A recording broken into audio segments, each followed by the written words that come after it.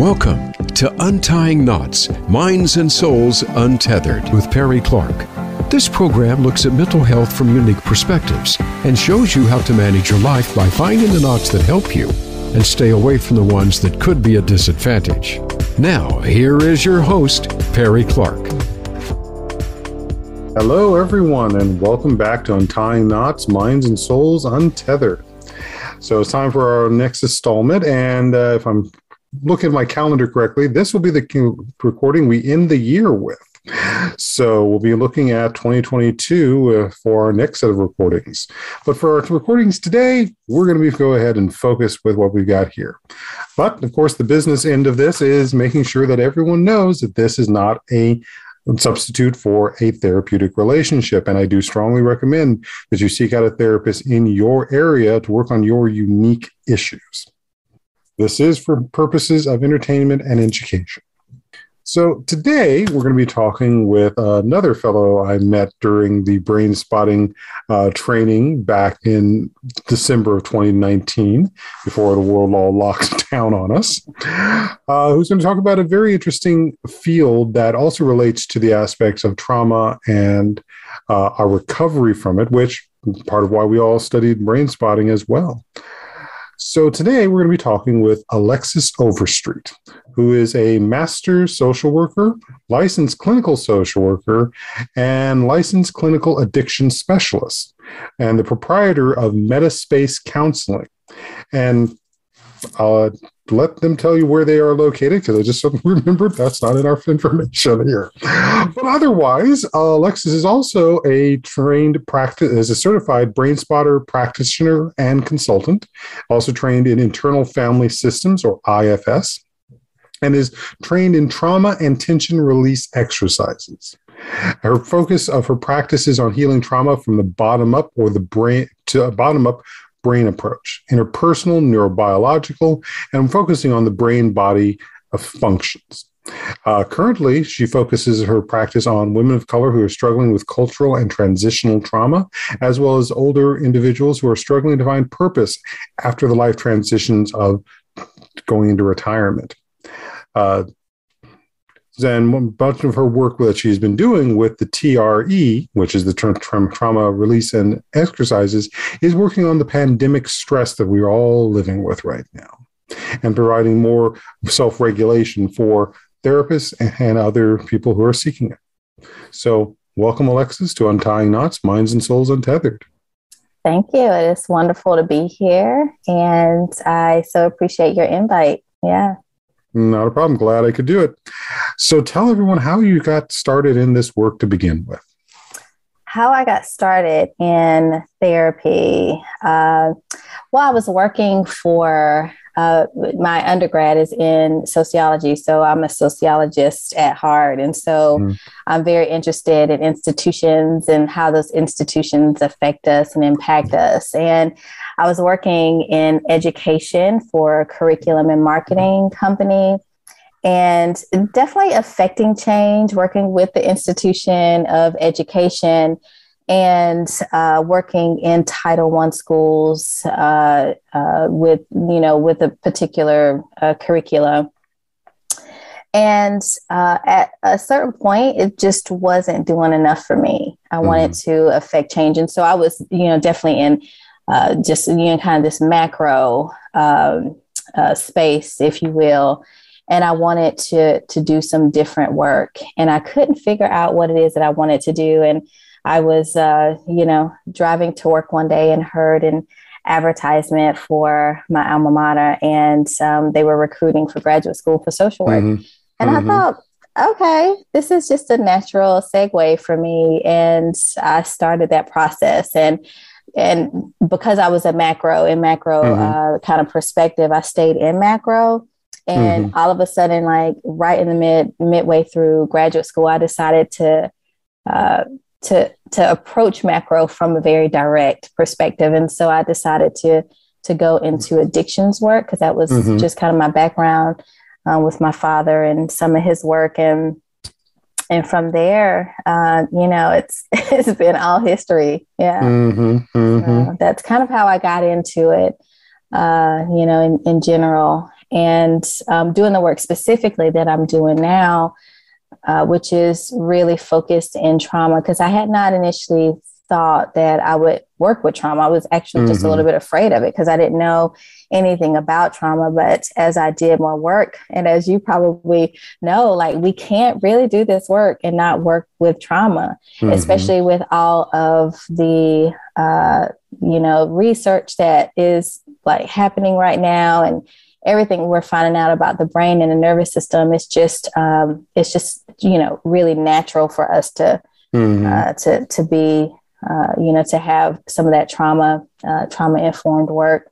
So how I got more naturally into this is noticing that and not really being able to have or not having the tools for my patients and the folks that I was working with. So that led me to a lot of the approaches that I work with, which is interpersonal neurobiology, of course, brain spotting. Interpersonal neurobiology is really an umbrella, but brain spotting, internal family systems, and what we'll be talking about today, which is TRE, and also MELT method, which we talked a little bit about, you and I previously. So that's kind of the long, short story of how I got into this. Yeah.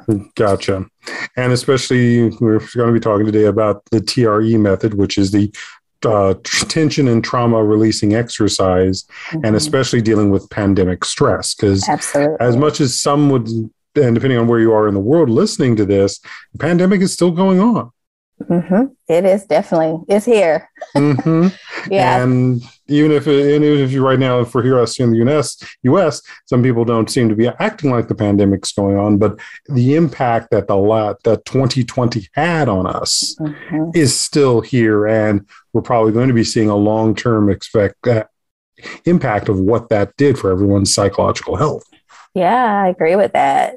I was, talking with someone, I guess it probably was this weekend, and, just talking about the impact of the pandemic. And I said, actually, this is 2 years, like, because I remember, you and I met in, what was it, December 2019. Yep.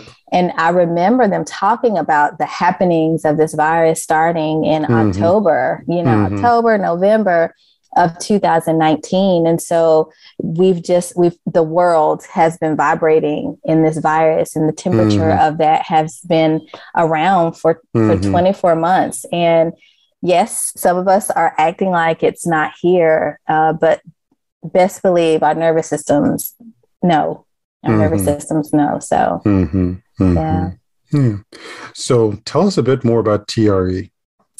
Yeah, well, TRE is an intervention. TRE itself is an acronym that stands for tension and trauma release exercises. And it was created by a social worker. Love to support my social workers, Dr. David Berceli. And it's basically a set of 7 exercises that stretch and fatigue the muscles so that the body can get to a natural, spontaneous movement of releasing stress, trauma, overwhelm that happens in the body from a day-to-day, just kind of stressors that we experience, or kind of those major events that we may have that causes overwhelm or trauma to settle in our body. And so that's kind of in a nutshell of what TRE is. And I like to explain it in a way, just because of the pandemic is here, we're all a little bit more aware about trauma. And so more people are more informed around about the, the stress cycle, fight, flight, and freeze. More people are kind of familiar with that, and we call that the stress response, right? TRE, it helps with the recovery response of the system. And so it's so important for everyone to know, just like our body is built and our nervous system is built to respond to stress, our nervous system is also built to recover from that stress. We often don't allow that to happen. Just because of, pathology of tremoring and fear and all of that comes with it. So in a nutshell, that's what TRE is. Yeah, it's an intervention to encourage and invite the natural and spontaneous tremor that we have in our body in order to discharge like stuck stress from the body. Mm-hmm. All right. So how do you use it with your clients?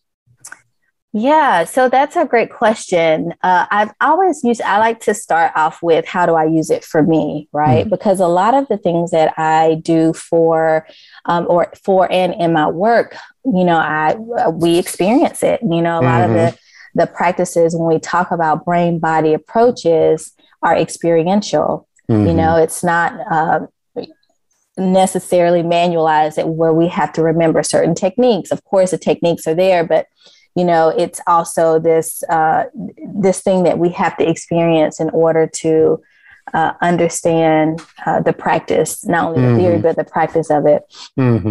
So just for myself, I have used it for part of my self-care regimen. It's just, it's what I do weekly, sometimes daily. I use it for sleep hygiene. Just, getting ready for bed. I also use it in between my sessions because it's, some of the work that we do is sometimes heavy. And that doesn't mean that we don't necessarily like it. It just means that, every job has, what I like to call the hazards of what we do. No different from, Simone Biles having, the hazard of, spraining her hamstring when she's, training for the Olympics, right? We also can have that vicarious trauma. So I use that throughout the day. Now, for my patients, I use it in many different ways. I use it in conjunction or as a complement to either talk therapy, brain spotting, also internal family system. Sometimes I use it with CBT. I don't use CBT a ton, but it's, it is part of my background, most therapists' background. So I use it as a complement. Sometimes I use it as a standalone. So we will use TRE as an entire session. Sometimes I am getting into, I have done just several of them, but getting into using more intensives where I incorporate multiple interventions over a 2 or 3 day period.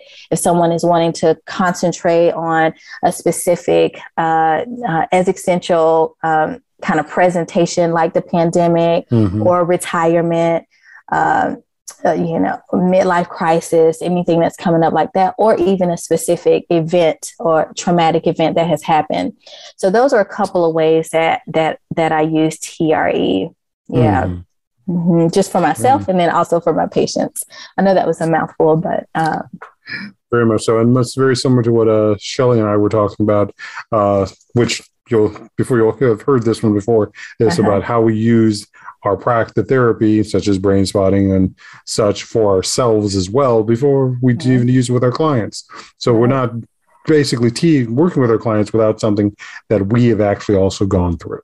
Right. And I will tell you too, Perry, I don't feel that that's traditional, right? No. Traditional is we learn techniques and we learn a theory of it. And then we go and, we practice, people that's why it's called practice, practitioners, that's the basis of it. When we're getting into working with trauma and the interventions, we want to be able to understand and embody the practice. And so that has helped me embody TRE by using it. Very much so. Which and we're not going to get segued too deeply on it, but just that nature of the history of what and where the field of mental health comes from, which grew out of biological practice and is centered around the sort of doctor-patient relationship, which often becomes that standpoint of, I come to you, tell you what's wrong, you tell me what to do. Right.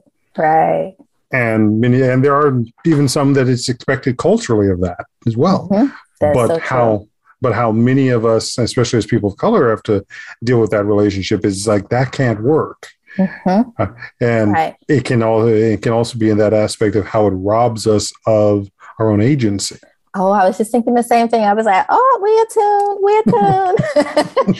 That's true. You know, people, we are our best kind of experts of our body and how we experience everything. And so, you know, folks come to us, you know, because we have experience in understanding patterns of symptoms that happen, and we know interventions that we can try to see if those are effective. And at the same time, we're not experts over someone else's experience or how trauma is settling in their body, but we can give them our feedback. And when we work together, you know, in this collaborative approach, that's where true healing can happen. Not to say that it didn't happen like before this started to kind of transition in therapy. It just happens, you know, more effectively and efficiently, and, you know, in my opinion.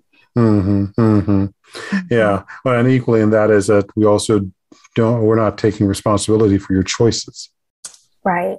We're not taking that away. Right. How important is agency and self-determination in healing and wellness? It's huge. It's huge. Yeah. And so with that agency, when you have somebody who's come to work with you, what are some of the issues that you have been addressing with your clients, and what's been some of the effect you can talk about without breaking confidentiality? Oh, sure. I would say more, you know, specifically right now, it has been the pandemic. When folks show up to the office, they don't say that the pandemic, I'm overwhelmed by the pandemic. It's usually other sets of, you know, issues where, you know, things are very overwhelming for me. I don't have the capacity or bandwidth to, you know, to be present in other people's life like I used to. I don't have the capacity or bandwidth to be present in my life. I check out a lot. I don't have motivation to, you know, to get things done. You know, not motivated at work, distant and isolated from family members and friends. So people are not necessarily saying the pandemic, but as you and I know, like those are things that usually come from being in a freeze, kind of a freeze response, you know, with the stress cycle.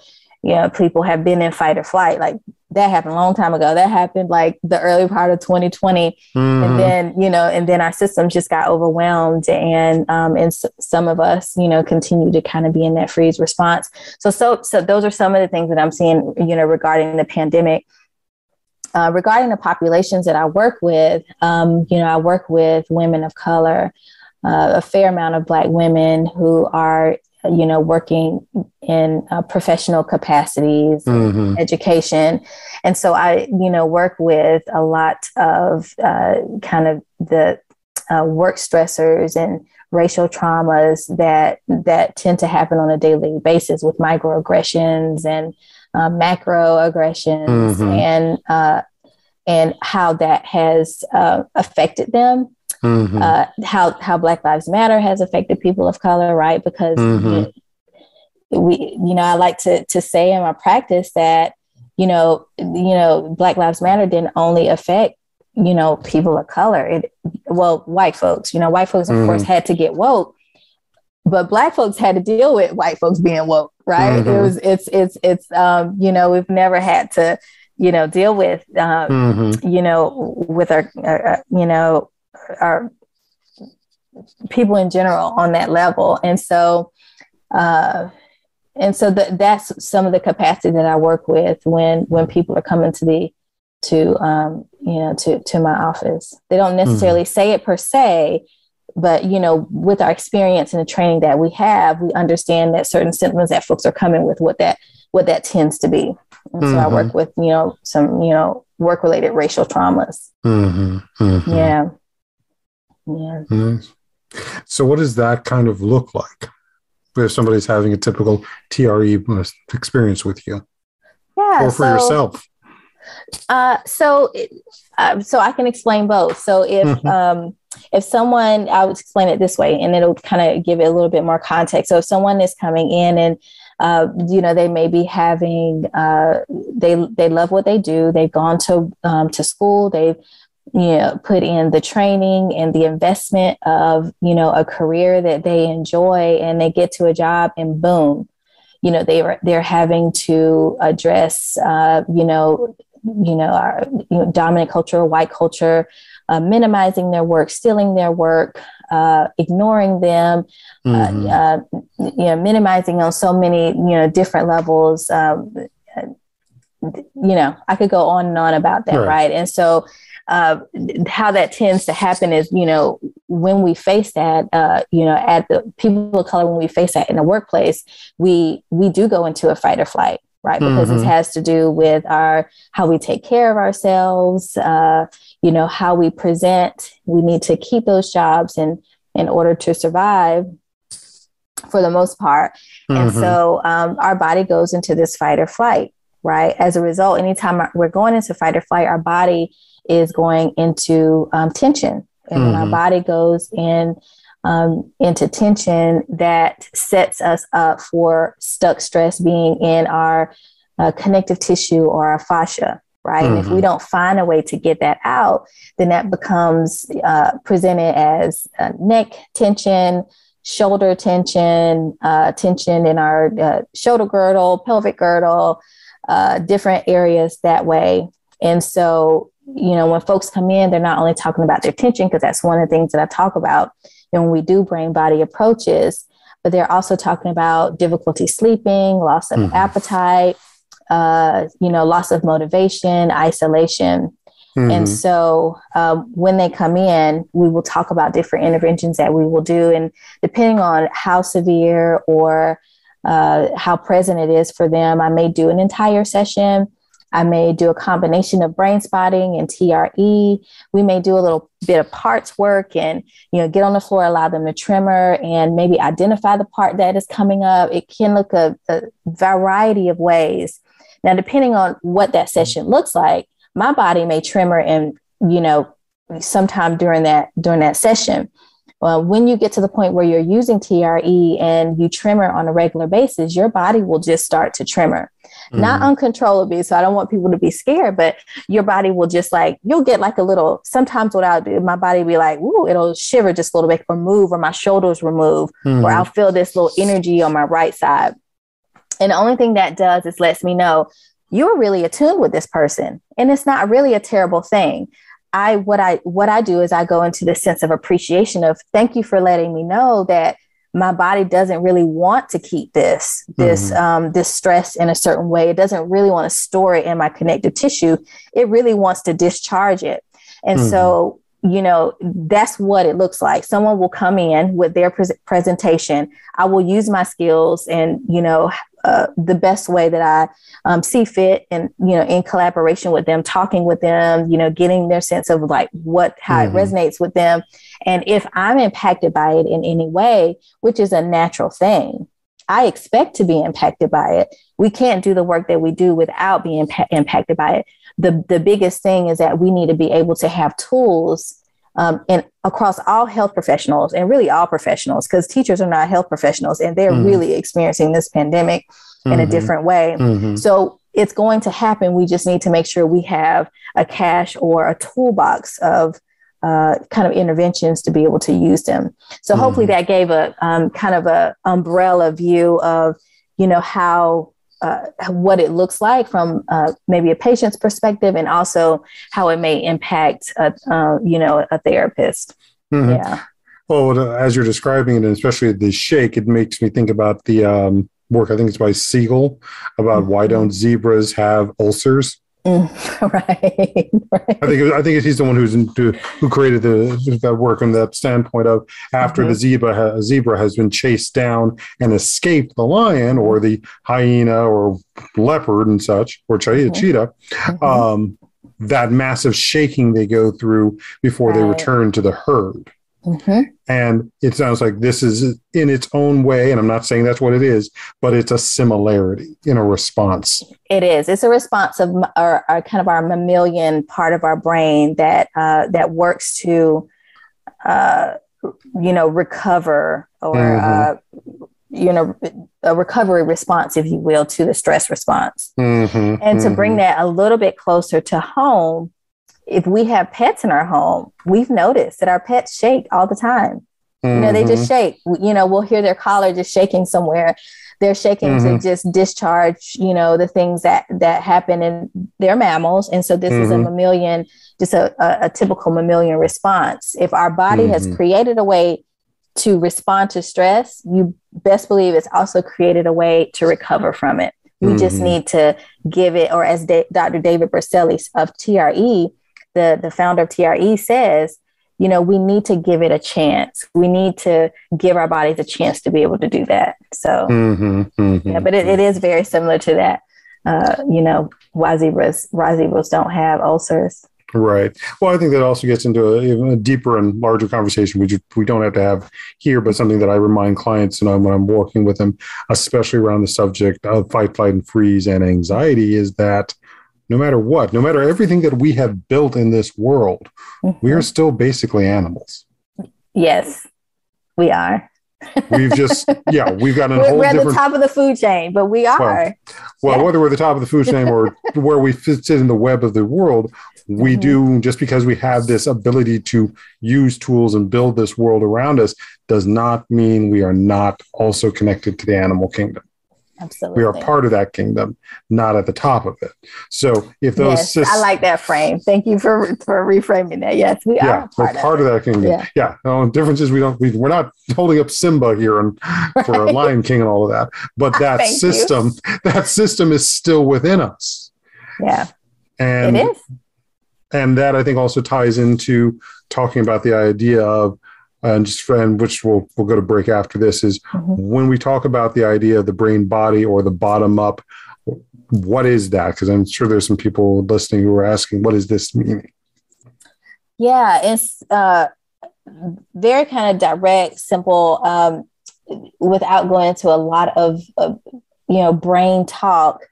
We tend to use from a top down approach. What that means is we tend to think and respond often from our prefrontal cortex, which is the front part of our brain. As we're, digging into more of the research, we're finding that the back of our brainstem, our cerebellum, that's connected to, our body movements, is stronger and I guess maybe more responsive than our prefrontal cortex. And so this is a bottom up approach. And this is the case because not only does our prefrontal cortex has memory, but also our body has memory when things happen. And so that our brainstem, is of course connected to, it's part of our nervous system, connected to our spinal cord and column, and all of that in the back, and that is connected to our body and connective tissue. And so that on a whole is how, when we talk about a bottom up approach, that's what we're talking about. We're talking about how much more smarter and responsive the bottom part of our brain is, because it's connected to those reflexes, those bodies, that body memory, than it is our prefrontal cortex. It's the sensing part of our brain, and we take in more through our body than we process out through our brain. That makes sense. And so that means that a lot of the work that needs to be done is really from a body perspective versus a thinking perspective, which traditional talk therapy is about. Let's think this through, let's process this, let's use as much executive functioning as we can. And, in the last 10 years or so, we've learned that a lot of it is really coming through the body. So. And going back to what I was saying earlier about where did our idea of both physical health and mental health go? It came from an idea of rationalizing everything. Right. And that idea of what some call king brain. And the fact of the matter is, brain was one of the last things that got developed as we are today. Our bodies got developed far faster than the brain did. So the fact of working with that sensory system, which frankly, and I know I've used this when I'm talking to clients about brain spotting, the sensory inputs pass through the brainstem, the midbrain, as well as the frontal lobe. The frontal lobe is essentially the last stop. Yep, it is. So there's at least two other areas that have gotten more information and gotten these signals before they've even gotten to this point where our brains analyze and make sense of that, or at least the sense of the data we make nowadays versus, again, that base of us that is still animal. Right. And to put this like in even different, which we definitely, it's outside of the scope of what we're talking about today, very much connected to, but the thinking part of our brain, that left part of our brain is very much connected to capitalism and, white culture, white supremacy, all of that, like how that has, how that has developed in specifically the United States, but also all over. And so we value the thinking, right? And so because we value that part of our, the brain, the left part of the brain, we tend to leave out how smart our bodies are. Like we sweat when we get nervous, right? We shake when we're afraid. We don't want people to see it, but we shake when we're afraid. We get thirsty. We have all of these things that happen with our body that we tend to try to reason or rationalize out. Yeah. So I think that's a good place for us to break for the moment. So we'll be back shortly with Alexis Overstreet on Untangle. Not you, Alexa. Stop it, Alexa. Don't want her talking. Do not want her talk. Do not want that talking right now. She will be all up in your business. Okay. Yep. So we're just going to go and take a break here, and we'll be back with Alexis Overstreet shortly on Untying Knots, Minds and Souls Untethered.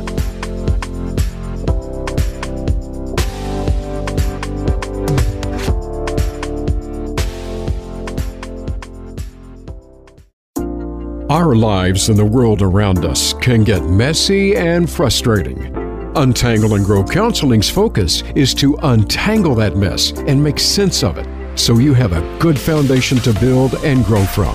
Visit us on the web at untangleandgrowcounseling.com. Perry Clark offers individual psychotherapy, couples and family therapy, and adolescence therapy from a variety of coping materials and resources.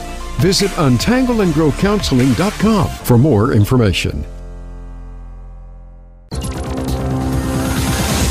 It's your world. Motivate, change, succeed. VoiceAmericaEmpowerment.com.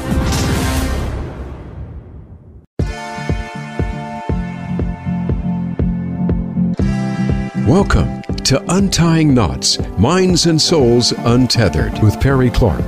This program looks at mental health from unique perspectives and shows you how to manage your life by finding the knots that help you and stay away from the ones that could be a disadvantage. Now, here is your host, Perry Clark. Welcome back, everyone. And we are here talking with Alexis Overstreet, Master Clinical Social Worker, on talking about TRE, which is trauma release exercises. And we just had a very fascinating discussion about talking about what it means for a brain body or bottom up approach. And one of those other elements that comes with that is the aspect of co-regulation. And co-regulation is something that in many ways, and I'll let Alexis go deeper into it, we're constantly doing all the time. And it's even something, especially with everything we've done with the pandemic, and when people have been stuck at home with either family members that they're used to being gone most of the day from, or sadly, ones that are also responsible for causing trauma for them, there's a struggle to co-regulate.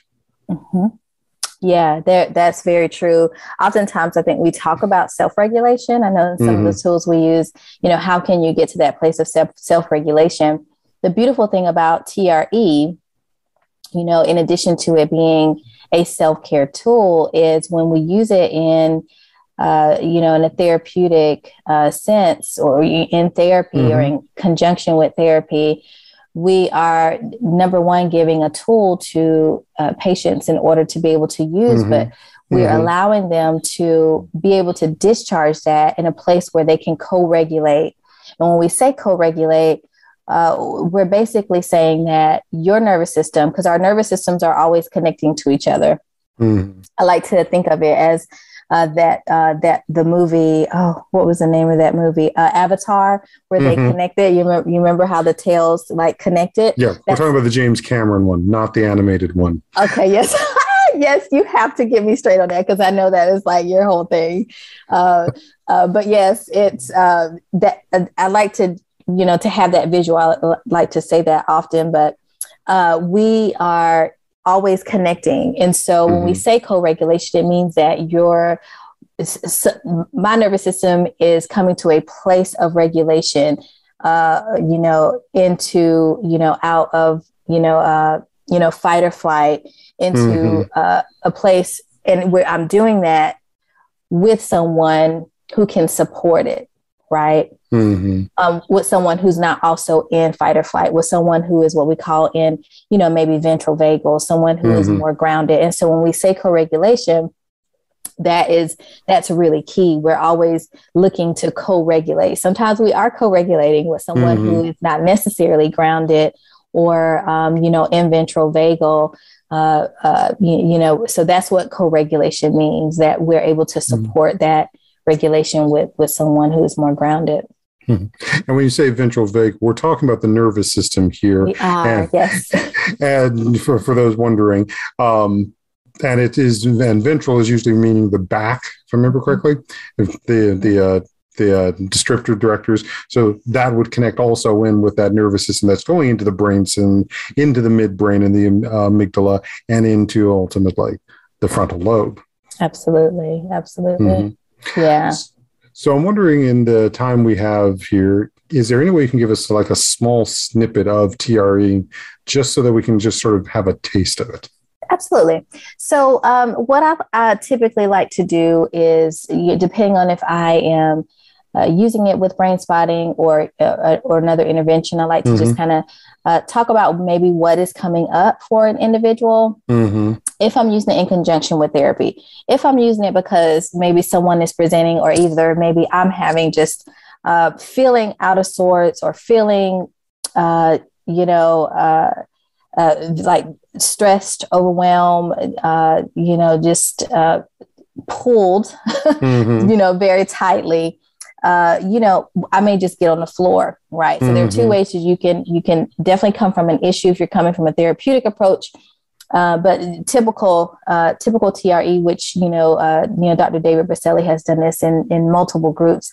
You really don't need context to be able to do TRE, because the body knows what it needs to do. We just need to give space in order to do it. So I'll take it from a traditional approach. So what we do is we do a series of exercises. It's about 7 of them. And these exercises are meant to, as I said before, stress or fatigue, if you will, or stretch the body, starting at the nerve endings on the soles of the feet and going all the way up to the psoas. And the psoas is a really important muscle, because it's kind of that muscle that's responsible for the fight or flight. It's is connected, kind of goes, into that hip bone, is connected to the top part of the femur. And so it really is responsible for that lunging, if you need to fight, or that running, if you need to get away. And so that's really, it kind of focuses, the stretches and exercises focuses on, the muscles, moving up toward that area. And these are up in the hip and waist area, so that people are wondering where this is. Okay. Yes. Yeah, because that would be the mechanism that if we were, like you said, leaning, and if we're leaning into something, or if we're running, how aerodynamic we are. Right. How we can get away. And this is the area that we tend to hold, a lot of attention in our pelvic girdle. And so we will do those exercises. The last part of the exercise ends on the floor, on our back, with, our front part of our body facing the ceiling. And we'll do certain exercises to get to a point where our body is doing some natural, spontaneous tremoring. And yes, it just really depends on how your body responds. I've seen people go into very vigorous shaking. I've seen some like humming that happens, small vibrations. It really just depends on what's happening. And I like to say that this is your body communicating to you. So we want to really be in a place where you're listening to it. So it is mindfulness 101. Like if you've never had mindfulness before or never been able to be mindful, I've had that in my office. You have no choice because your body is moving and you're like, this is interesting. Like I promise you, I'm not trying to do this. Like people are convincing me I'm really not doing this on purpose, right? The body just knows what to do. We just have to give it a chance. And so we go through that process and towards the end, we like to integrate it. And so we turn on our side, and integration is really basically means that we want the front part of our brain to catch up to what just happened, because remember, our body is much smarter. And so the beautiful thing about TRE is that we're allowing our body to discharge, and at the same time, the front part of our brain is witnessing it. And so we have this integration that happens. And so we turn on our side, and then, we sit up and then we process. That's what a typical session would look like. Either in a group or individual session, because you can do it in a group. So, yeah. And that's beautiful to know, because there are some people who, in that aspect of the co-regulation, might feel more comfortable doing this in a group, just as equally there are some people who will feel more comfortable doing this individually. Right. Correct. So no one way it has to be done that way. You're just looking to make sure you're advocating for which is the best for you. Absolutely. And I encourage, haven't gotten to that point, but I would love, letting my folks and, people know that you can even do this in families. You can do this as couples, right? And co-regulate your systems and allow your systems to discharge together. It's a beautiful way to just, allow greater communication with your body, and then also greater communication and co-regulation with, the people in your life. All righty. So now we move into our last section, which is myths and realities. So talking about the ideas about the myths and realities we have around mental health. And I know one of the popular topics and responses has been talking about access to therapy. So what are your thoughts? What are some of the myths and the realities that go along with them when it comes to mental health for people of color?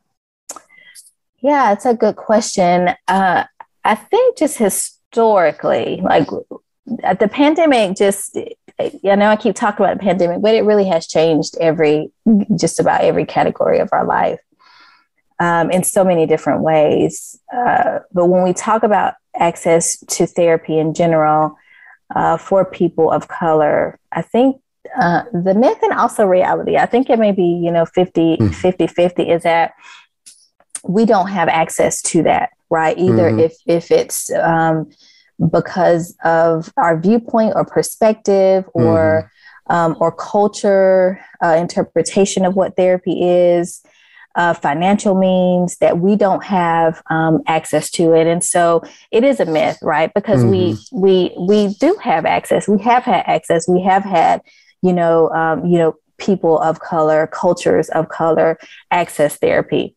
And on the same note, it's, it is also a reality when you think about, the some of the perspectives that we have held, about what therapy is and, and if it's accessible to us, and how it is inaccessible because of placeholders, even in our lives and our cultures, such as church, and how we've used that to heal in the past. And, that may have been enough at a certain point, and that may have, been a reality that, maybe that has cut off, access to therapy. Now it's just a little bit different just because of generational awareness that's happening and knowledge in what healing and wellness is. So I would say it's probably about a 50-50. I think it holds when we talk about access to therapy.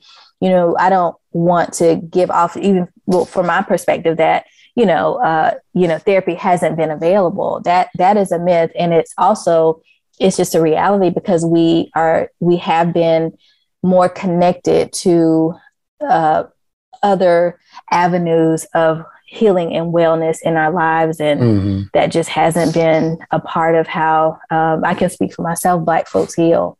Right. Even when we think about, church and historical church, you grew up in, Southern Baptist, we had this song that was called Shake the Devil Off. Right. And, shake, shake, shake, boom, boom, shake the devil off. And, we had the tambourine going and all of that. And I, me personally, I relate that to TRE.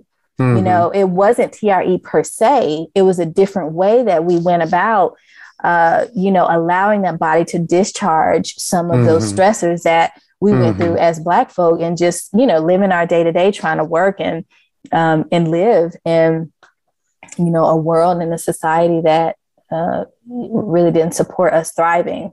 And as you talk about that, it's that standpoint of whether it's Shake the Devil Off or TRE, it's talking about the brain body based therapy versus this image, and we say traditional, of talk therapy, right? Which sadly many of us are basically trained in, and we've had to go beyond. Yes, it's full circle, right? We're coming back to it. We're, we're coming back to it. I don't know any other way to say that. Yeah. And so, how do you? In some ways, you probably already answered it, but how do you feel TRA is friendly towards people of color?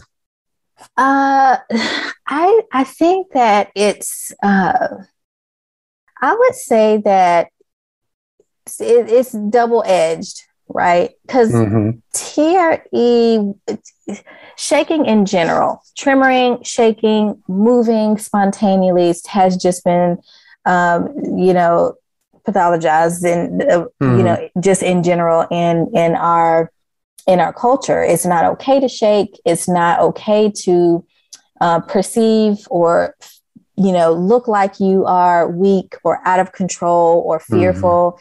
Even though we may be exploding on the inside, we're going to be cool, calm, and collective on the outside, because that's how we've had to survive as people of color in white culture. And so I will say it's a little bit double-edged. I'm a weird therapist. I tell my patients all the time, this is weird. I know it's weird. We're navigating in weird because weirdness gets you to healing and wellness. And so it can feel a little like you're out of control because of the pathology related to shaking, tremoring. Usually when people have, PTSD or anxiety, that's not a good feeling. And because of that, and because the body is already discharging, they do feel this sense of like wanting to shake. And what typically happens is people pull that in and try to hold it down, right? They try to control it. And it becomes kind of this negative thing that you don't want people to see.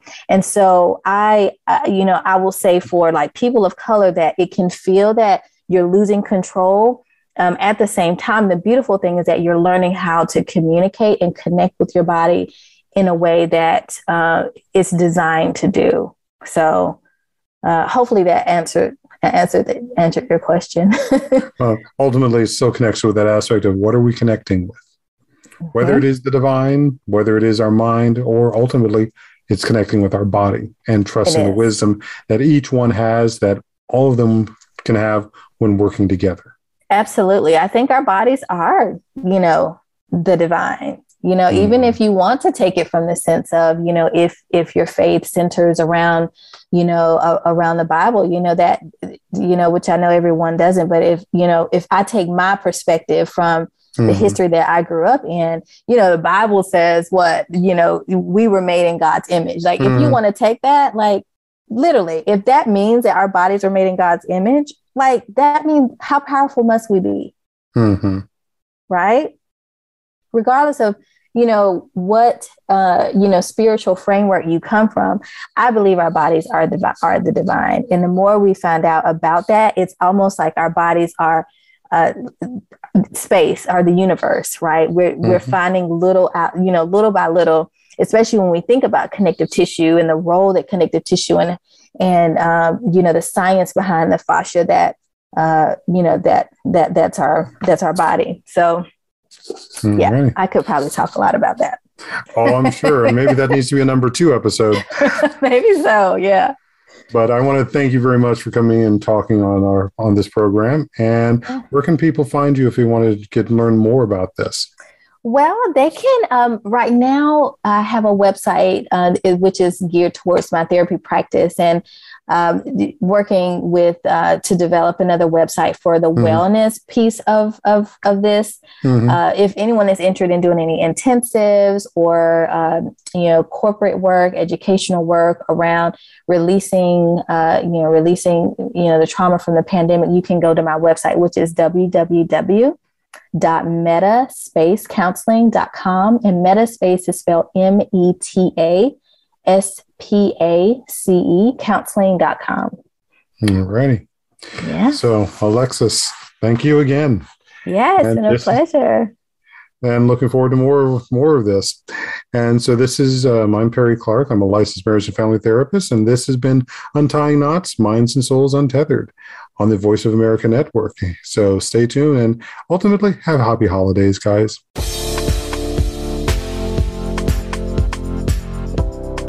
Thank you for tuning in for Untying Knots, Minds and Souls Untethered. Be sure to join your host, Perry Clark, for another episode on the podcast coming soon on the Voice America Empowerment Channel.